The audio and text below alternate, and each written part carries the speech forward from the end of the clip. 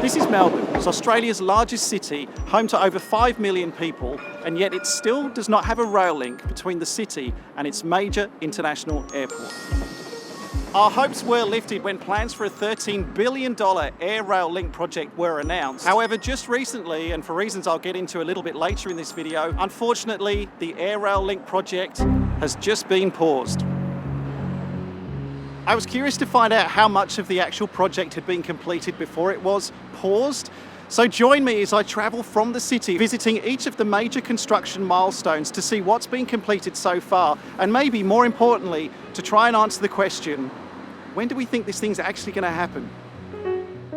Melbourne International Airport, also known as Tullamarine Airport, is just 17 kilometres or 10.5 miles in a direct line from the centre of Melbourne. Now that's actually pretty close. If you compare that to some other major cities, Heathrow Airport, for example, is 23.5 kilometres or 14.5 miles from London. Charles de Gaulle is 22.5 kilometres or 14 miles from the centre of Paris. JFK, that's 20 kilometres or 12.8 miles from New York. Actually, no, that's not a particularly good example because there's no direct rail link to the city there either. But much like America, Australians love a road and relies entirely on this one freeway for all of the traffic that needs to travel between the airport and the city.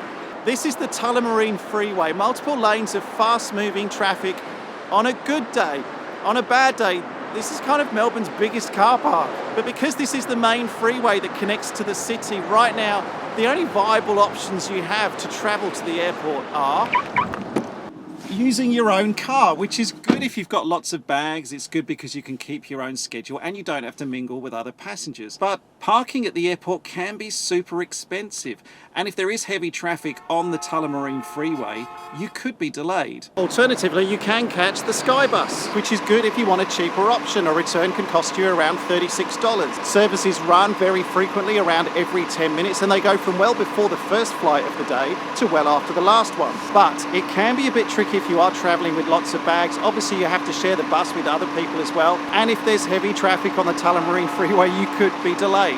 Now, alternatively, you could get a taxi or an Uber or a Grab or a Lyft, which will get you to the terminal entrance. It's often a lot less hassle than driving and finding a park yourself, and it can often be the fastest way to get to the airport. But finding a taxi or even getting one to stop for you in the city can be problematic sometimes. It can also be the most expensive way to get to the airport from the city. And if there's heavy traffic on the Tullamarine Freeway, you get the idea.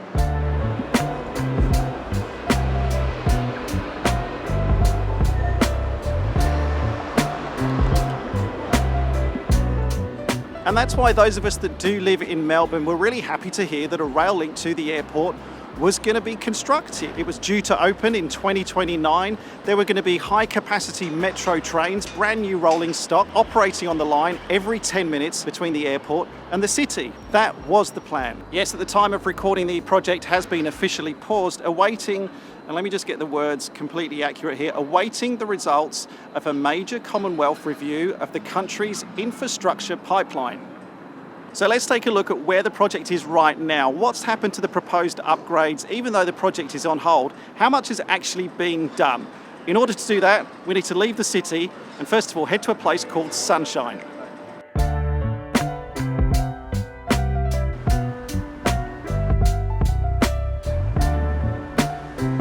The first major stop along the way from the city to the airport is here. This is Sunshine Station. And there are going to be major improvements made to this station for the Melbourne Air Rail Link. On the official Victorian Big Build website, the changes look like this. I'll put them up on screen so you can see what Sunshine Station is going to end up looking like, including a new pedestrian concourse. There's going to be new lifts put in, new escalators. Right now, though, as you can see, it kind of really just still looks like a regular kind of regional station. So there's still quite a lot of work to be done. Now, the next big development then is a few miles in that direction.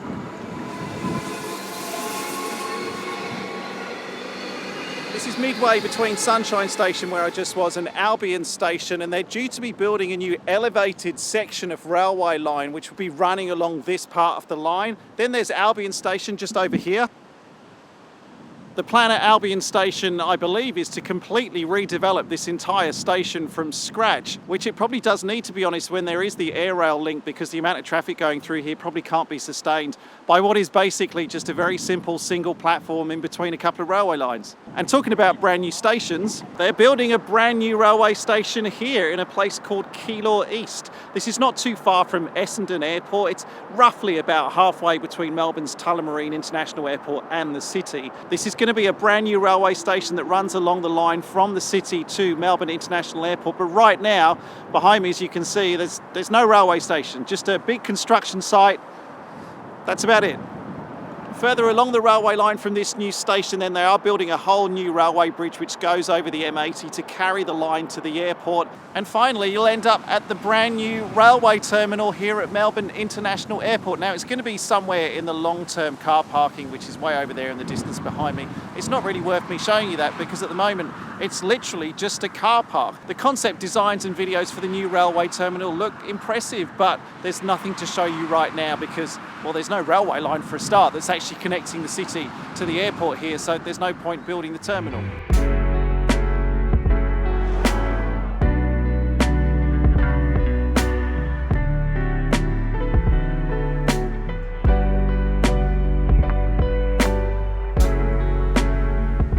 I will be honest with you, I started making this video and I was hoping to be able to show you more like half-built railway stations and railway tracks being laid. I was kind of hoping the construction project might have been a little bit more advanced than where it currently is. But as I filmed this video over the last sort of week and a half, I've realised that this is a huge project. A lot of the work actually goes without being seen. There's so much work over the last few years that's been completed here in Melbourne, underground, the tunnels that have been built, the new lines that have been built, the new stations here in the city, testing the trains. All that work is kind of going on behind the scenes without us knowing about it. We really want this air rail link. Well, I certainly do, and I'm sure many of you watching do as well. We've been told it is going to come in 2029, but now the project's been paused, we don't really know what's going to happen next.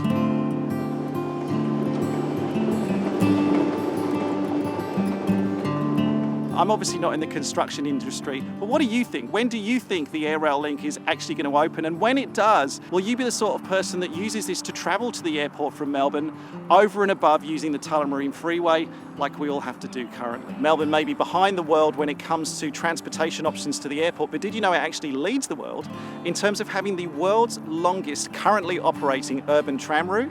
You can ride on board the world's longest tram and find out exactly how far it goes in this video.